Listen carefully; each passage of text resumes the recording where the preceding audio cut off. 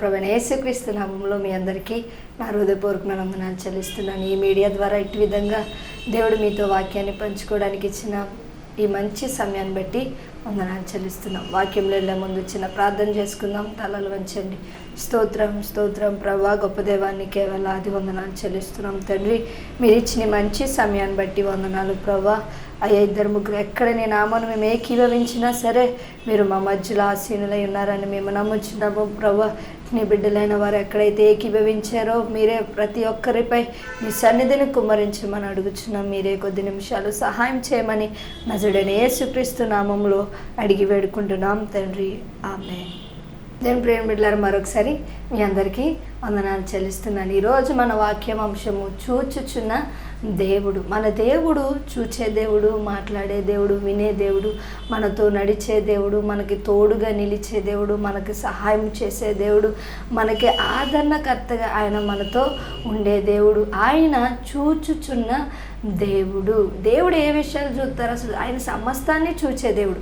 మనల్ని తల్లి గర్భంలో పిండమునై ఉండగానే ఆయన మనల్ని చూచిన దేవుడు. కాబట్టి ప్రతి విషయము మనం ఆయనకు భయపడి జీవించాలి. అందుకే ఆయన చూచుచున్న దేవుడు. మన మాటలు, మన తలంపులు, మనకు ఆలోచన పుట్టక ముందే మన హృదయ అంతరంగాన్ని ఆయన చూచే దేవుడు. ఈరోజు మన వాక్య వంశము చూచుచున్న దేవుడు. మనం చూసినట్లయితే లూకా సువార్త 10:38 మనము గడిపే సమయాన్ని చూచుచున్న దేవుడు అన్న. మనము గడిపే సమయాన్ని అక్కడ లూకా సువార్త 10:38 మార్తా మరియాను చూసినట్లయితే మార్త అయితే యేసయ్యను ఇంటికి పిలిచింది, కానీ మరియ అయితే యేసయ్యను తన హృదయంలోకి ఆహ్వానించింది. ఎలా అయితే మార్త యేసయ్యను ఇంటికి పిలిచింది, యేసయ్య అక్కడ కూర్చొని ప్రతి విషయాలు, మార్త అయితే అనేకమైన పనులు, విస్తారంగా పనుల చేత ఎంతో తొందరపడుతుంది, కానీ మరియ అయితే యేసయ్య పాదాల చెంత గడిపింది. నువ్వు ఇచ్చే సమయాన్ని దేవుడు చూసే దేవుడు. ఎంతగా నువ్వు ఆయనతో గడుపుతున్నావు, ఎంతగా ఆయనతో సహవాసం చేస్తున్నావు. ఈ లోకంలో మనుషులందరూ వ్యర్థంగా గడిపేస్తారు. ఫోన్తో గడుపుతారు, టీవీలతో గడుపుతారు, మనుషులతో గడుపుతారు. వ్యర్థమైన వాటి కోసం ఎంతో సమయాన్ని మనం వృధా చేస్తాం, కానీ నువ్వు దేవునికి ఇచ్చే సమయాన్ని ఆయన చూసే దేవుడు. ఎలాంటి పరిస్థితుల్లో ఈ లోకంలో ఎన్నో పనులు ఉంటాయి. ప్రతి పర్సన్ బిజీ, ఎవరికి ఖాళీ ఉండదు. ప్రతి విషయంలో ఏదో ఒక పనిలో బిజీగా ఉంటాం, కానీ నువ్వు ఇచ్చే సమయం, నువ్వు ఎంత బిజీలో ఉన్నా నువ్వు ఆయనకి ఇచ్చే సమయాన్ని దేవుడు చూసే దేవుడు. నువ్వు ఎంతగా ఆయనతో గడుపుతున్నావు, ఎంతగా ఆయనతో సహవాసం చేస్తున్నావు, ఎంతగా ప్రభుతో మాట్లాడగలుగుతున్నావు, ఎంతగా ఆయనతో ఒక వ్యక్తిగత సహవాసం అనేది ఉందో ఆయన చూచే దేవుడు. నువ్వు ఇచ్చే గడిపే సమయాన్ని చూసే దేవుడు. సమయం అనేది చాలా విలువైనది. టైం అనేది చాలా అంటే చాలా విలువైనది. ఎంతగా దీన్ని సద్వినియోగం చేసుకుంటావో, ఎంతగా ప్రభుతో ఉన్న సమయాన్ని గడుపుతావో అంతగా ఆశీర్వదించబడదు. ఎందుకంటే సమయం అనేది గాలికి ఎగిరిపోతున్న పొట్టు వల్లే సమయం అనేది గతించిపోతుంది. సమయం పోతే మరలా తిరిగి రాదు. సమయం పోతే మరలా దాన్ని ఎప్పుడైతే నువ్వు సద్వినియోగం చేసుకుంటావో, ఎప్పుడైతే టైంని నువ్వు యూజ్ చేసుకుంటావో, వేస్ట్ చేయకుండా ప్రతి విషయంలో నీకు సమయం అనేది ఒక చాలా మనం సమయాన్ని చాలా సద్వినియోగం చేసుకోవాలి. ఎంతో సమయాన్ని వ్యర్థంగా ఫోన్లతో గడిపేస్తాం, ఎంతో సమయాన్ని వ్యర్థంగా స్నేహితులతో గడిపేస్తాం, వ్యర్థమైన మాటలతో గడిపేస్తాం, వ్యర్థమైనవి చూస్తూ ఎందుకు పనికిరాని వాటి కోసం, వ్యర్థమైన వాటి కోసం ఎక్కువగా సమయాన్ని గడుపుతాం, కానీ దేవుని వెతికే సమయం అనేది ఉండదు. దేవునితో గడపాలి, దేవునితో మాట్లాడాలి, సమయాన్ని ప్రార్థన చేయాలి, వాక్యాన్ని ధ్యానించాలనే సమయం అనేది వాటి కోసం నువ్వు ప్రయోగించినట్లయితే దేవుడితో గడిపే సమయం అని ఆయన చూసే దేవుడు. కాబట్టి నువ్వు ఎంతగా ఆయనతో గడుపుతున్నావో ఆయన చూసే దేవుడు. ప్రతి విషయంలో 24 గంటలు మన ప్రభుతో గడపాలి. మన ఆత్మలో, దేవుడు ఆత్మ కనుక ఆయనను ఆరాధించేవారు ఆత్మతో సత్యంతో ఆరాధించాలి. కాబట్టి ఆత్మ అయిన దేవుడు కాబట్టి నీ ఆత్మ ఎల్లప్పుడూ ప్రభుతో కాంటాక్ట్ అయ్యి ప్రభుతో గడపాలి. దేవుడు ఏం మాట్లాడతారు, ఏం చెప్తారని ప్రతిరోజు నువ్వు ఆయన సన్నిధిలో కనిపెట్టుకోవాలి. మార్త అయితే అనేకమైన విస్తార పనులు, దేవుడు తన ఇంటికి వచ్చినా సరే పనుల్లోనే మునిగిపోయింది. యేసయ్యతో మాట్లాడాలనే ఆలోచన లేదు, యేసయ్యతో గడపాలనే ఆలోచన లేదు. కొద్దిసేపు యేసయ్య నా కోసం ఏం మాట్లాడతారు, ఏం చెప్తారు అనే ఎలాంటి ఆలోచన లేకుండా పనుల్లో బిజీ అయిపోయింది. ప్రభుతో గడిపే సమయాన్ని దేవుడు చూసే దేవుడు. ప్రతి విషయంలో ఇక్కడైనా దేవునితో గడపండి. మనుషులతో ఎంత గడిపినా వ్యర్థమే, ఫోన్లతో ఎంత గడిపినా వ్యర్థమే, టీవీలతో ఎంతగా నువ్వు లోకానుసారంగా ఎంత సమయాన్ని నువ్వు కేటాయించిన వ్యర్థమే, కానీ నీకున్న సమయాన్ని దేవునికి కేటాయించు. ఖాళీ దొరుకుతూ దేవునితో మాట్లాడు. నీకున్న బిజీ ఎంతున్నా ప్రభు కోసం కోసం ప్రక్కన పెట్టి ప్రభుతో గడపడానికి, ఆయనతో ఉండడానికి సమయాన్ని కేటాయించి నువ్వు గడిపే సమయాన్ని ఆయన చూచే దేవుడు. ఇంకోటి, ఆయన నీతిగా బ్రతికే వారిని చూచే దేవుడు. ఆదికాండము 6:8-9 ఆదికాండం 6:11-12 అలాగే ఆదికాండం 7:1 నీతిపరుడుగా ఉన్నాడు నోవాహు. ఈ తరము వారిలో నీవే నా ఎదుట నీతిమంతుడు అయినుట చూచి తిని. ఎందుకంటే లోకమంతా చెడుతనంతో నిండి ఉంది, లోకమంతా పాపంతో, లోకంలో ఉన్న మనుషులందరూ చెడిపోయి ఉన్నారు. పాపములో, లోకాశల్లో, ఈ శరీరాశల్లో, ఈ మానుషేచ్ఛలు ఎంతో మంది పడిపోయి ఉన్నారు. ఎంతో మంది సాతాను బంధకాలతో ఉన్నారు. ఈ లోకమంతా దేవుడు చూచుచున్న దేవుడు కాబట్టి ప్రతి మానవుని హృదయం ఆయనకు తెలుసు. నువ్వు నీతిగా జీవిస్తున్నావా లేదా, యథార్థంగా జీవిస్తున్నావా లేదా, భక్తిగా జీవిస్తున్నావా లేదా, పరిశుద్ధంగా జీవిస్తున్నావా లేదా, ఆయన ప్రతీదీ చూచే దేవుడు కాబట్టి నువ్వు నీతిగా ఉన్నావో లేదో ఆయన చూచే దేవుడు. నువ్వు నీతిమంతుడిగా నువ్వు ఆయన ఎదుట జీవించాలి. ఆయన చూచుచున్న దేవుడు కాబట్టి నువ్వు నీతిమంతుడు కాకుండా నీతిని తప్పి నీతిమంతుడిగా ఈ లోకంలో నువ్వు బ్రతికినట్లయితే దేవుని ఉగ్రతకు నువ్వు పాలవుతావు. దేవుని ఉగ్రతకు మనం పాలవుతాము. కాబట్టి నీతిగా మనం ఈ లోకంలో జీవించాలి. నీతి అనేది చాలా విలువైనది. ఆయన నీతిని ప్రేమించే దేవుడు, నీతిమంతులైనా ప్రేమించే దేవుడు. ఎందుకంటే నోవాహు ఎంతోమంది నోవాహు ఉన్న టైంలో ఎంతోమంది జనాభా ఉండొచ్చు, ఎన్నో మనుషులు ఉండొచ్చు, ఎంతోమంది ఉండొచ్చు.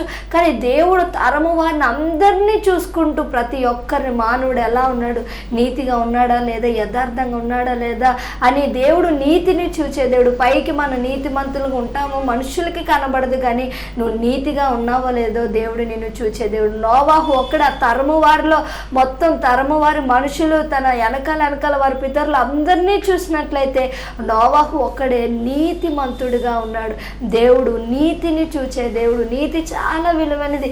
చాలా విషయాల్లో మనం నీతి తప్పుతాం, చాలా విషయాల్లో మనం మాటలో నీతి తప్పుతాం, చూపుల్లో నీతి తప్పుతాం, నడకలో నీతిని తప్పుతాం, చేసే పనుల్లో, క్రియల్లో చాలాసార్లు నీతిని తప్పి మనం ఈ లోకంలో నడుచుతున్నాం. కాబట్టి దేవుడు నీతిని చూసే దేవుడు. నువ్వు ఎంత నీతిమంతుడిగా ఉన్నావు, ఎంత పరిశుద్ధుడిగా ఉన్నావు, దేవుని దగ్గర ఎంత భయభక్తులు కలిగి ఉన్నావు, ఎంత నమ్మకంగా ఉన్నావు, ఎంత యథార్థంగా ఉన్నావో దేవుడు చూచే దేవుడు. కాబట్టి ఆయన నీతిని ప్రేమించే దేవుడు, నీతిమంతులకి ఆయన సహాయం చేసే దేవుడు. ఒకవేళ ఎన్ని మార్లు పడి దేవుడు లేపే దేవుడు. కాబట్టి నీతిగా ఈ లోకంలో మనం జీవించాలి. నీతిని చూసే దేవుడు. మనం ఎలా ఉన్నాం, ప్రతి విషయంలో మన చూపులు, మన ఆలోచన, మన నడకలు ఎక్కడెక్కడ తప్పిపోతే హృదయంలో నరుడు కేవలం ఎక్కడ చెడిపోయి ఎక్కడ తప్పిపోతున్నాడంటే హృదయపు ఆలోచనలు వెంటనే తన హృదయంలో కలిగే ఆలోచనలు బట్టి తన చూపులు, తన మాటలు, తన ఆలోచనలు, తన నడకలు ప్రతీదీ చెడిపోతుంది. వెంటనే నీతి తప్పేస్తున్నాడు. నీతి అనేది చాలా విలువైనది. ఎందుకంటే ఈ లోకంలో మనం నీతిమంతులుగా ఉండాలి, నీతిమంతులుగా బ్రతకాలి. అసలు ఈ లోకంలో నీతిమంతుడు ఒక్కడనూ లేడు. ఎందుకంటే అందరూ చెడిపోయారు. అందరూ తమ మార్గములను చెరిపివేసుకొని ప్రభుకి దూరం అయిపోయారు. ఆదాము ఎప్పుడైతే దేవుడు తన వృక్ష ఫలాన్ని ఎప్పుడైతే తిన్నాడో వెంటనే నీతిని కోల్పోయాడు. దేవుడు ఒక్కడే నీతిమంతుడు. ఆయనే మనల్ని నీతిమంతులుగా చేసే దేవుడు. ఆయనే మనల్ని పరిశుద్ధులుగా చేసే దేవుడు. ఆయనే మనల్ని యథార్థవంతులుగా చేసే దేవుడు. కాబట్టి మనం ఈ లోకములో నీతిమంతులుగా జీవించాలి. నీతిని చూచే దేవుడు. ఎంత నీతిగా ఉంటున్నాం, ప్రభు కోసం ఎంత నమ్మకంగా ఉంటాం. నీతి నిమిత్తం ఎన్ని హింసలు కలుగుతాయి, అయినా సరే మన నీతిని విడిచిపెట్టకూడదు. నీతి నిమిత్తము ఎన్ని ఆకలి దప్పుల్లో ఎదురవుతాయి. నువ్వు నీతిగా బ్రతికితే ఈ లోకపు నచ్చదు. నువ్వు నీతిమంతుడిగా ప్రభు కోసం పరిశుద్ధురాలుగా చూస్తే లోకం నేను అసహించుకుంటుంది, మనుషులు నేను ద్వేషిస్తారు, సాతానుగాడు నీపై ఇంకా విర్రవీగిపోతాడు. అయినా సరే నువ్వు ప్రభు కోసం నీతిగా ఉంటే ఆయన నిన్ను చూచే దేవుడు, ఆయన చూచుచున్న దేవుడు. కాబట్టి నీతిమంతుల పైన ఆయన దృష్టిని నిలిపే దేవుడు. నువ్వెంత సమయాన్ని ఆయనకు కేటాయిస్తున్నావు, ఆయన అది చూచే దేవుడు. అలానే మనం చూసినట్లయితే మార్కు సువార్త 12:41 మనం ఇచ్చే దానిని చూచుచున్న దేవుడు. మనం ఇచ్చే అంటే ప్రతి విషయంలో అక్కడ ఒక పేద విధవరాలు తన కలిగిన 2 కాసులు ఇంకా అదే తన జీవనం, కానీ అది కూడా తన ఇచ్చింది. అక్కడ ఎంతో మంది కానుకలు వేస్తుంది, ఎంతో ధనవంతులు, ప్రతిదీ దేవుడు చూచే దేవుడు. నువ్వు ఇచ్చేది నీ హృదయాన్ని ఆయనకి ఇష్టపూర్వకంగా ఇష్టపూర్వకంగా ఇస్తున్నావా లేదా? కయ్యను హేబేలు అర్పణను చూసినట్లయితే అక్కడ దేవుడు అక్కడ హృదయాన్ని చూశారు. వారు దేవునికి ఇష్టంగా ఇస్తున్నారా, అయిష్టంగా ఇస్తున్నారా, దేవుడికి ప్రేమగా ఇస్తున్నారా, లేదు ఏదో బలవంతంగా ఎవరో చెప్పారని ఏదో ఇవ్వాలని, లేదు ఇష్టం లేకుండా ఇస్తున్నారనేది దేవుడు చూసే దేవుడు. కానీ కయ్యనైతే ఏదో తన తమ్ముడు ఇస్తున్నాడు కదా నేను ఇవ్వాలని ఇచ్చాడు, కపటంగా ఇచ్చాడు, ఇష్టం లేకుండా ఇచ్చాడు, ఏదో కక్షను లోపల పెట్టుకొని ఇచ్చాడు. కానీ దేవుడు అక్కడ హృదయాన్ని చూసే దేవుడు. ప్రతిదీ నీ హృదయం ఎలా ఉంది, నీ హృదయపు ఆలోచన ఎలా ఉన్నాయి, దేవునికి నువ్వు ఇచ్చేది, నువ్వు దేవుని కోసం చేసేది ఏదో మనుషుల కోసం చేస్తున్నావా, లేదా దేవుని కోసం చేస్తున్నావా, లేదా దేవుని కోసం ఏదో ఆశించి ఏదో ఆయన దగ్గర నేను ఇది పొందుకోవాలని చేస్తున్నావు, ప్రతిదీ ఆయన చూచే దేవుడు. హృదయాలను చూచే దేవుడు, హృదయాలను పరిశీలించే దేవుడు, హృదయాలను పరీక్షించే దేవుడు, హృదయాలను పరిశోధించే దేవుడు. ఎంతగా నీ హృదయం ఆయనను ప్రేమిస్తుందో, ఎంతగా దేవునికి దగ్గర అవుతుందో లేదో ప్రతిదీ ఆయన చూచే దేవుడు. అక్కడ కయ్యనైతే చాలా ఇష్టంగా ఇచ్చాడు, కానీ హేబేలు ప్రభుకి ఇష్టంగా ఇచ్చాడు. తన అర్పణ అనేది దేవునికి ఇష్టంగా ఇచ్చాడు, దేవునికి సంతోషంగా ఇచ్చాడు, దేవునికి ప్రీతికరంగా ఎంతో తన ప్రాణాత్మ దేహాలతో సంతోషిస్తూ ఎలాంటి అయిష్టం లేకుండా, ఎలాంటి కపటమైన మనసు లేకుండా ప్రభుకి ఇష్టంగా తను ఇచ్చాడు. కాబట్టి దేవుడు హేబేలు అర్పణ అనేది అంగీకరించాడు. నువ్వు ఇచ్చే దేవునికి ఎలా ఉంటుంది? ఇష్టపూర్వకంగా ఇస్తున్నావా, బలవంతంగా ఇస్తున్నావా, లేదా ఏదో ఇబ్బందిగా ఇస్తున్నావా, ప్రతిదీ దేవుడు చూచే దేవుడు. నీ హృదయ అంతరంగాన్ని చూచే దేవుడు. ఆ కానుక పెట్టులు వేసేవాళ్ళు అనేక మంది, ఎంతో మంది ఉన్నారు. ధనవంతులు వేశారు, ఇంకా చాలా మంది వేశారు, వారు కలిగిన కొంచెంలో వేశారు, వారు కలిగిన కొంచెంలోనే వేశారు. కానీ ఈమెయితే మాత్రం తనకు కలిగినది అంతా ప్రభుకి అర్పించింది. నీ కలిగినది కొంచెమైనా, నీ జీవితం ఇప్పటి వరకు విరిగి నలిగిపోయిందేమో, పాపముతో ఈ లోకంతో జీవించావేమో, ఆయన చూచుచున్న దేవుడు. కాబట్టి నువ్వు ఇష్టపూర్వకంగా నీ హృదయానికి ఆయనకు అర్పించు. దేవుడు హృదయాలను చూచే దేవుడు. మనుషులు మన పై రూపాన్ని చూస్తాడు, మనుషుడు మనకున్న అందాన్ని, మనకున్న ప్రతిదీ చూసి మాట్లాడతారు. కానీ దేవుడైతే నీ హృదయాన్ని చూచే దేవుడు. నీ హృదయపు ఆలోచన ఆయన నీకంటే ముందుగా ఆయన ఎరిగే దేవుడు. కాబట్టి ఆయన దగ్గర చాలా జాగ్రత్తగా మనం జీవించాలి. ఆయన దగ్గర మనం చాలా భయం కలిగి, భక్తి కలిగి జీవించాలి. దేవుని దగ్గర చాలా నీతిగా జీవించాలి. ఆయన దగ్గర చాలా పరిశుద్ధంగా జీవించాలి. ఆయన దగ్గర మనం చాలా జాగ్రత్తగా జీవించాలి. ఎందుకంటే ఆయన చూచే దేవుడు. ఆయన ప్రతి విషయాన్ని, నువ్వు చేసే పనులను, నువ్వు మాట్లాడేది, నువ్వు వినేది, నువ్వు నడిచేది, ఆయన ప్రతిదీ, నీ ప్రవర్తన ప్రతిదీ చూచే దేవుడు. కాబట్టి చూచుచున్న దేవుడు. కాబట్టి ఆయన దగ్గర మనం చాలా భయము కలిగి, భక్తి కలిగి జీవించాలి. హృదయాన్ని చూచే దేవుడు. మనుష్యుడు హృదయంలోనే తప్పిపోతున్నాడు. హృదయపు ఆలోచనలో ముందుగా దురాలోచనలు అన్ని హృదయంలో పుడుతున్నాయి. వెంటనే క్రియల ద్వారా తన క్రియలు బట్టి బయటపడిపోతున్నాడు. దానిని ఆయన చూచే దేవుడు. హృదయాన్ని చూచే దేవుడు. దేవుడు నీ నుండి కోరేది విరిగి నలిగిన మనసు.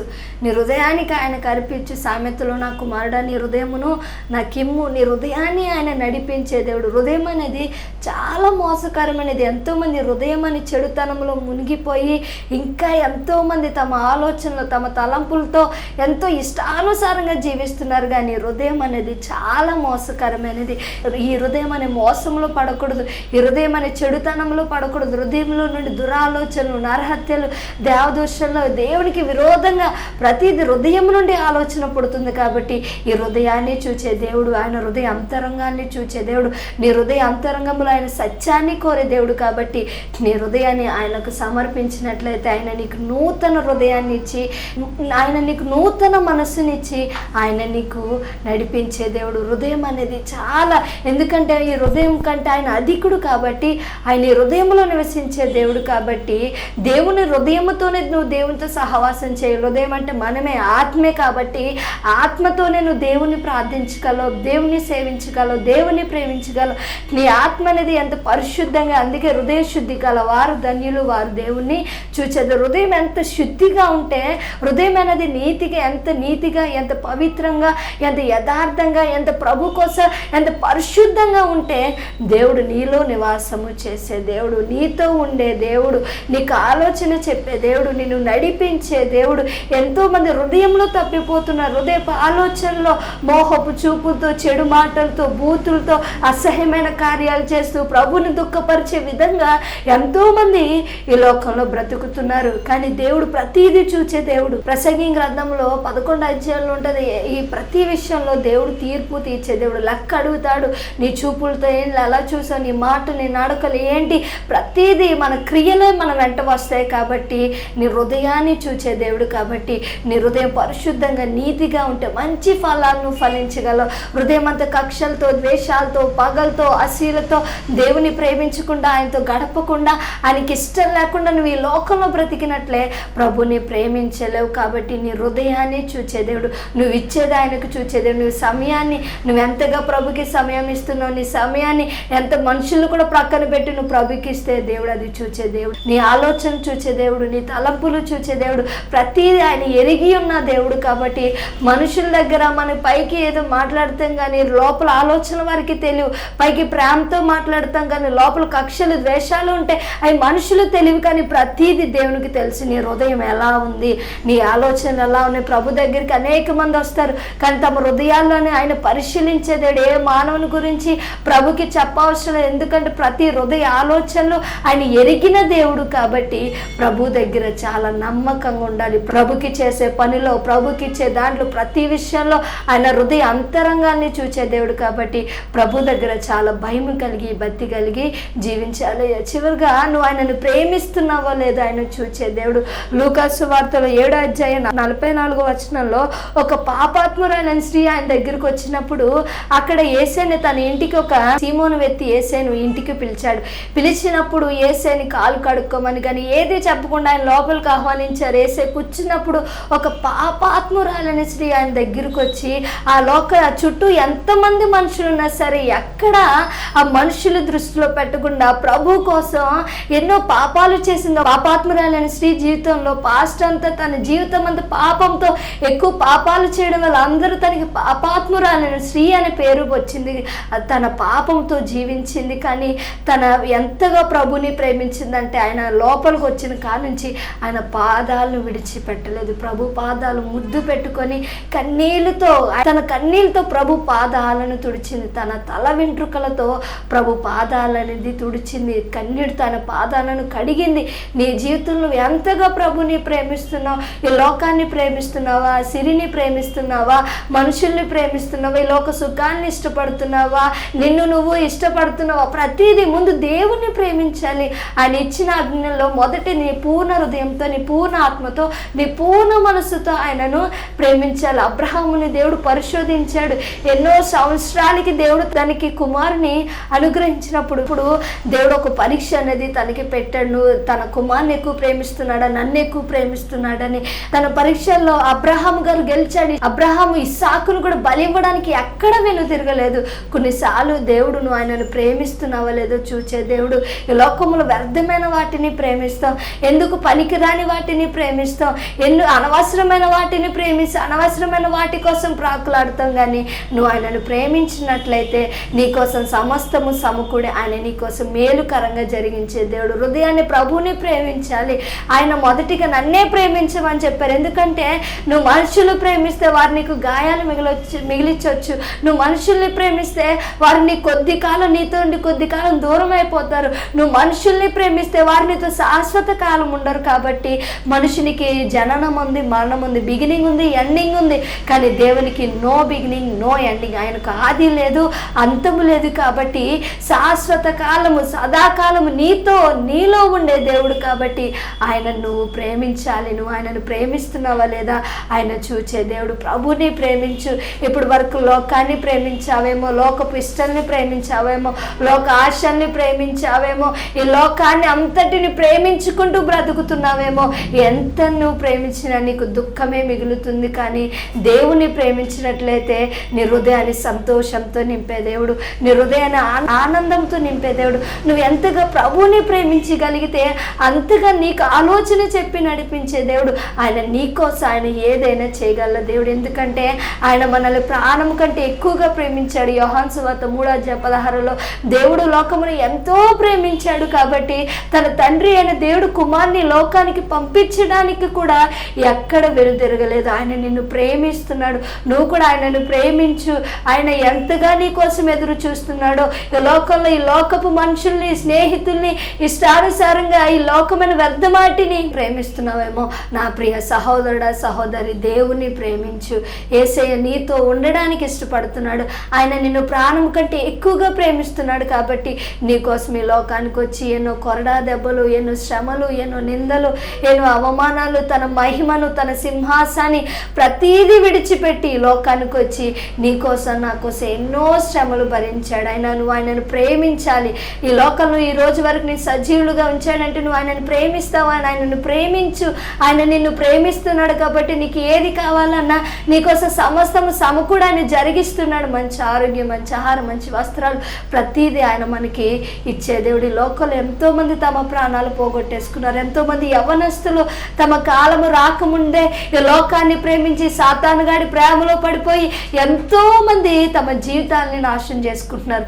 కానీ నువ్వు దేవుని ప్రేమించినట్లయితే నీ జీవితాన్ని ఆయన ఆశీర్వదించే దేవుడు, నీ జీవితాన్ని ఆయన విస్తరింపచేసే దేవుడు, ఆయనను ప్రేమించే వారిని ఆయన ఐశ్వర్యవంతులుగా చేసే దేవుడు. కాబట్టి ఎంతగా నువ్వు దేవుని ప్రేమిస్తున్నావో చూడు, నువ్వు ఎంతగా ఆయనకు భక్తి చేస్తున్నావో చూడు, ఎంతగా నువ్వు ప్రార్థన చేయగలుగుతున్నావో చూడు, ఎంతగా వాక్యాన్ని ధ్యానించగలుగుతున్నావు. ప్రతిదీ నీకు నువ్వు పరీక్షించుకో.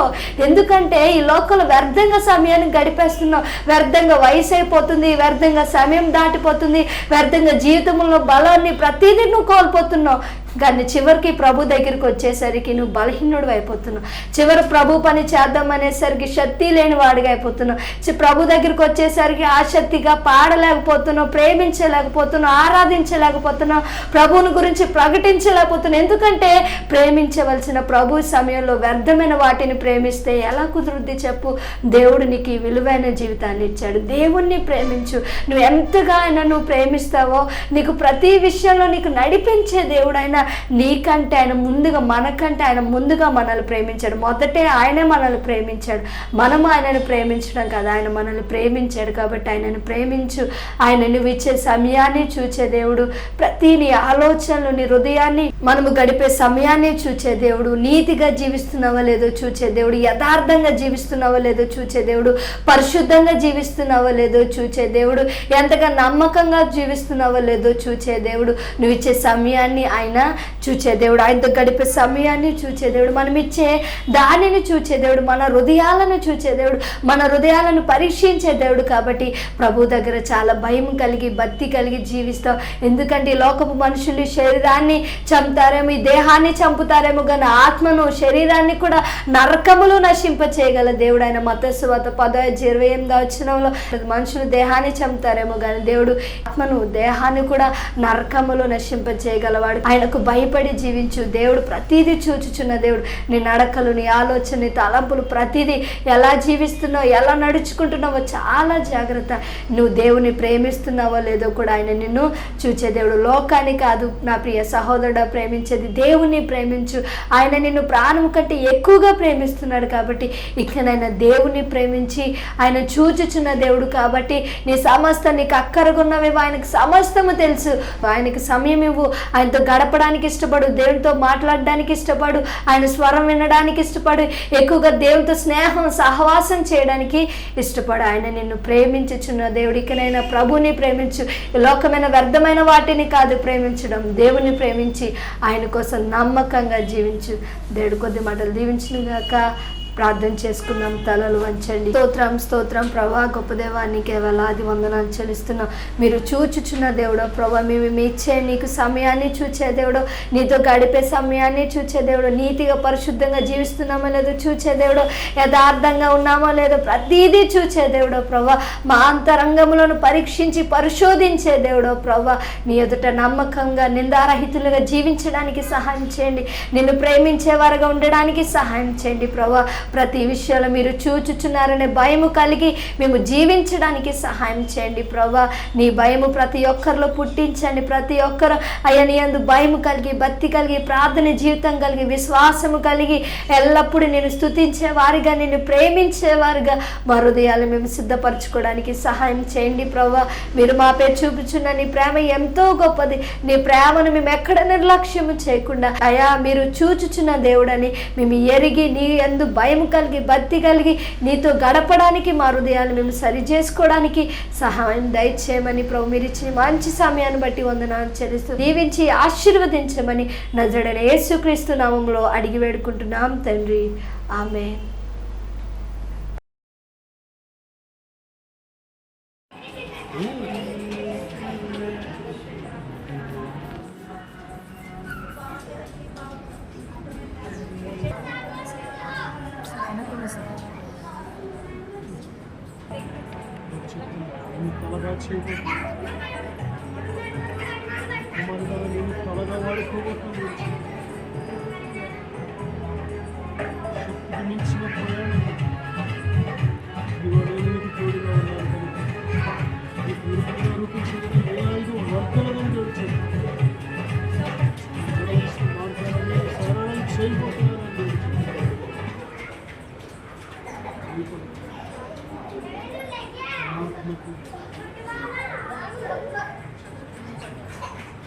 మీకు తోడుగా ఉంచి ఉన్నాను, ఆత్మ మీద ఉంచి ఉన్నానని తెలుసు. నేను మీకు తండ్రిగా ఉన్నానని తెలుసు. దేవునామానికి వందనాలు, సేవకులకు నా వందనాలు. నా పేరు వినయ్ కుమార్, మాది పెద్దతాడేపల్లి గ్రామము.